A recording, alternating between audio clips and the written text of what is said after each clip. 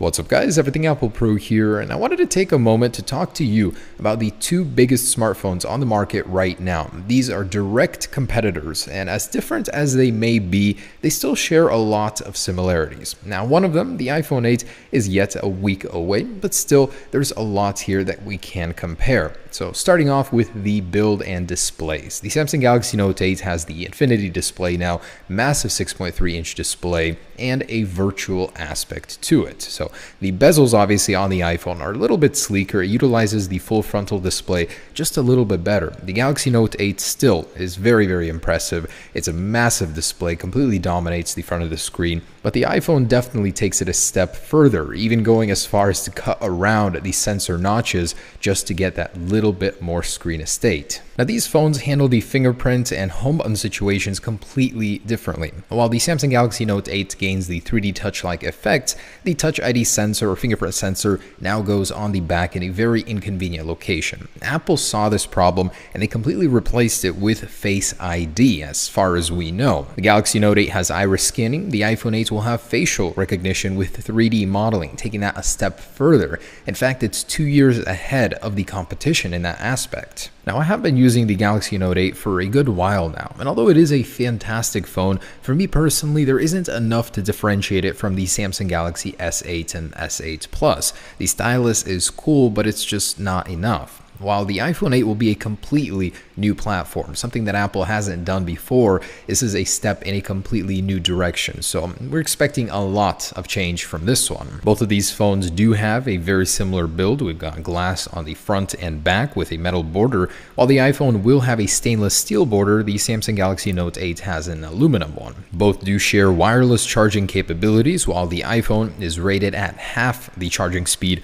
of the Samsung Galaxy Note 8. Overall, though, it's going to be a very great look. It's very likely that Apple will have black bezels on the screen in the front, as the white just seems to stand out too much, but that has not been entirely confirmed. Either way, both look fantastic. Now, using these devices with one hand, I can give you an accurate representation of it. With the iPhone 8, Apple has put ergonomics first. It's definitely a device that's very comfortable to use with one hand, as it's not as wide as the iPhone Plus series, but just as wide as the regular 4.7-inch. Now, the Galaxy Note 8, though, oh boy, man, this thing gets wide. Despite the fact that it has slimmed down from earlier Note models, this thing is still massive, 6.3-inch display, so you'll definitely need another hand, especially if you plan on using that stylus. Regardless, this isn't a phone for everybody. This isn't a phone for comfort. This is for those select few that need a display this large and are willing to make compromises to make that happen. If the sources are to be believed, the iPhone 8 does have screen technology like no other,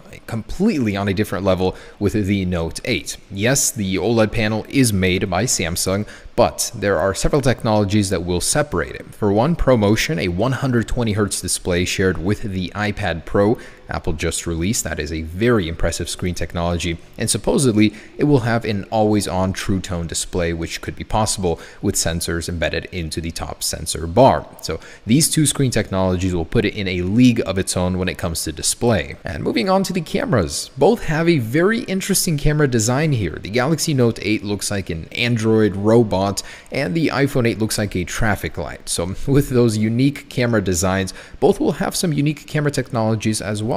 The iPhone 8 will have 3D sensing capabilities, be able to model on the go, specifically built for AR and VR capabilities. The flash now is embedded in the camera glass with the iPhone 8, and very similar to the Note 8 here as well. The iPhone 8 is expected to remain at 12 megapixels. The iPhone 8 will be able to do some serious recording with the new capabilities. 4K at 60 frames per second, and 1080 will get a new 240 frames per second slow motion mode. That is crazy. And some of the other stuff, the iPhone 8 is getting improved water resistance, which will now match the Note 8 at IP68 rating. It's getting a new copper gold color, blush gold. The Note 8 does also have a very nice color. My favorite personally is the orchid gray, and there is that jet black color as well on both. Now, the Note 8 does have expandable storage where the iPhone 8 doesn't, but the iPhone 8 will come with 512GB option. That is just ridiculous. Don't even know why you would need that much, but it'll be good to have. Now, the one level the Note 8 will not be able to compete with on the iPhone